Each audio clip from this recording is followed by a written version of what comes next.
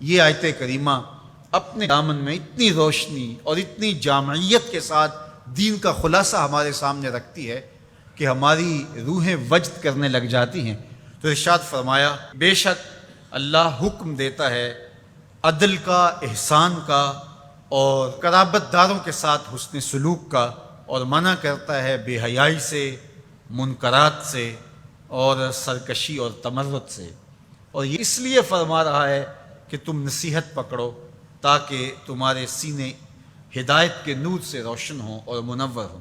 حضرت حسن بصری رضی اللہ تعالی عنہ فرماتے ہیں کہ اس آیت کریمہ میں اللہ نے کسی بھی امر خیر کو چھوڑا نہیں ہے، ساری خیر اس کا خلاصہ بطور حکم ہمیں ارشاد فرما دیا، اور پھر فرمایا کہ اللہ تعالیٰ جل شانہ نے کسی برائی کو نہیں چھوڑا جس سے ہمیں منع نہ کر دیا ہو۔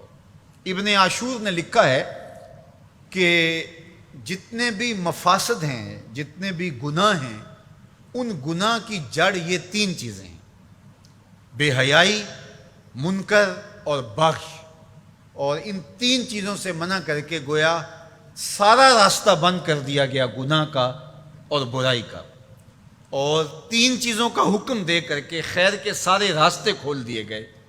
تو اسی ایک آیت کریمہ پہ اگر عمل نصیب ہو جائے تو پورے دین کی لطافتیں اور برکتیں نصیب ہونا شروع ہو جائیں۔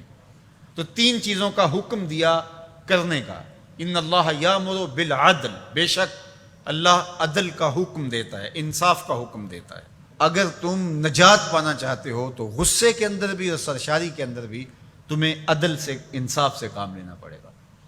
تو ہمارا دین ہمیں عدل سکھاتا ہے، اور قیامت کے دن 7 اشخاص جن کو اللہ اپنے عرش کا ٹھنڈا سایہ عطا فرمائے گا، ان میں سے پہلا شخص حضور نے ارشاد فرمایا امام عادل، وہ شخص جو عدل و انصاف کرتا ہے، وہ امام، وہ حاکم جو عدل سے امور سلطنت نبھاتا ہے، کل قیامت کا دن ہوگا، کوئی سایہ نہیں ہوگا، اللہ اسے اپنے عرش کا ٹھنڈا سایہ نصیب فرمائے گا۔ روایت میں آتا ہے کہ قیامت کے دن جو بادشاہ ہوں گے، حکمران ہوں گے، ان کے ہاتھوں میں ہتھ کڑیاں ہوں گی، اور ان کو یوں میدان حشر میں لایا جائے گا۔ اگر انہوں نے عدل کیا ہوگا تو وہ ہتھ کڑیاں ٹوٹ جائیں گی اور انہیں جنت بھیج دیا جائے گا، اور اگر انہوں نے عدل و انصاف نہیں کیا ہوگا تو ان ہتھ کڑیوں کے ساتھ ان کو جہنم میں دھکیل دیا جائے گا۔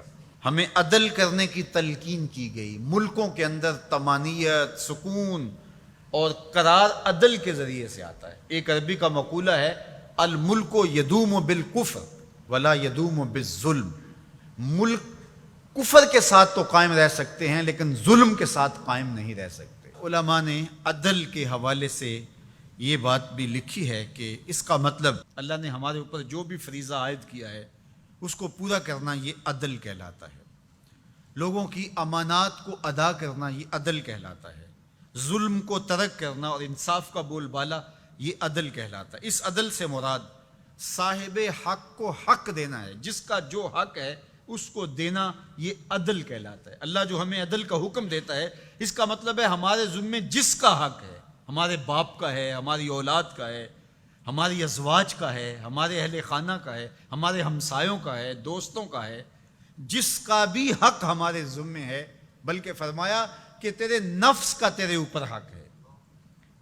حدیث طویل ہے کہ حضور علیہ الصلوۃ والسلام نے فرمایا ان لربک علیک حقا، تیرے رب کا تیرے اوپر حق ہے، ولنفسک علیک حقا، اور تیرے نفس کا تیرے اوپر حق ہے، ولأہلک علیک حقا، اور تیرے اہل کا تیرے اوپر حق ہے، اور ایک حدیث کے لفظ ہیں ولزوجک علیک حقا، اور تیری بیوی کا تیرے اوپر حق ہے، فآت کل ذی حق حقا، ہر صاحب حق کو تو نے حق ادا کرنا ہوگا۔